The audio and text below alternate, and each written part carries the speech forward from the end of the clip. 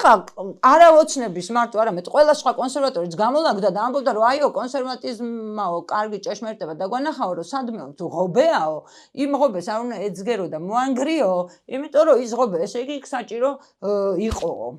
და ნახეთ ეხლა თითქოს რაღაცა საღაზრს ამბობენ რომ ღობე თუ არის მაგრამ ამას შეხეთ ხო ჩვენ მაგას ვამბობთ ვინც თანასწორობის ვიბრძო რა თქმა უნდა ის ღობე იქ საქმეს აკეთებდა